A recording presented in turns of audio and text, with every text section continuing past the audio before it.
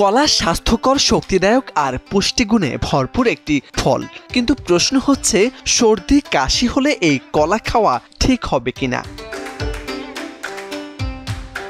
ঠান্ডা লাগলেই অনেকেই বিভিন্ন খাবার খাওয়া নিয়ে দ্বিধায় ভোগেন। বিশেষ করে কলার মতো ঠান্ডা প্রকৃতির ফল নিয়ে দ্বিধা দেখা দেয় বেশি। কেউ বলেন কলা খেলে ঠান্ডা সর্দি বাড়ায়, আবার কেউ বলেন খেলেও এতে সমস্যা নেই। কিন্তু সত্যিটা আসলে কি?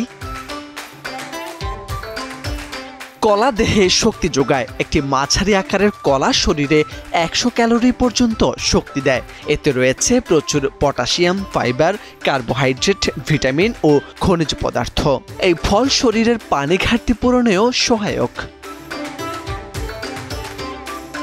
প্রশ্ন হচ্ছে, তাহলে কলা খেলে সমস্যা কোথায়? বিশেষজ্ঞরা বলছেন কলা একটি উচ্চ হিস্টামিন যুক্ত ফল। হিস্টামিন এমন এক উপাদান যা শরীরে স্লেম্মা বা কফ উৎপাদনে প্রভাব ফেলে।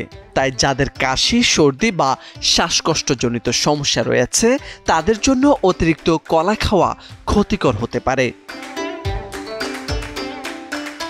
ভারতীয় স্বাস্থ্য বিশেষজ্ঞদের মতে শীতের রাতে কলা খাওয়া এড়িয়ে চলা উচিত, কারণ ঠান্ডা ও আর্দ্র পরিবেশে কলা কফ জমার প্রবণতা বাড়ায়। তবে বিকেলে বা সকালের দিকে মাঝে মধ্যে একটি করে কলা খাওয়া যেতে পারে।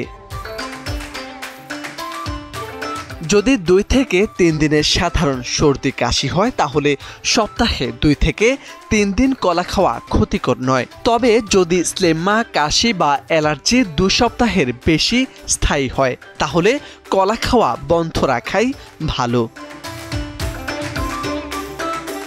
একেবারে সুস্থ মানুষজন শীতেও নির্ভয়ে কলা খেতে পারেন, তবে পরিমাণ মতো।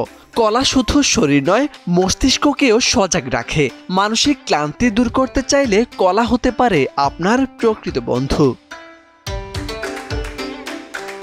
সর্দি কাশিতে কলা খাওয়া যাবে কিনা তা নির্ভর করছে আপনার শরীরের অবস্থা ও রোগের মাত্রার উপর। মোর্শেদ আলম, সময়ের আলো।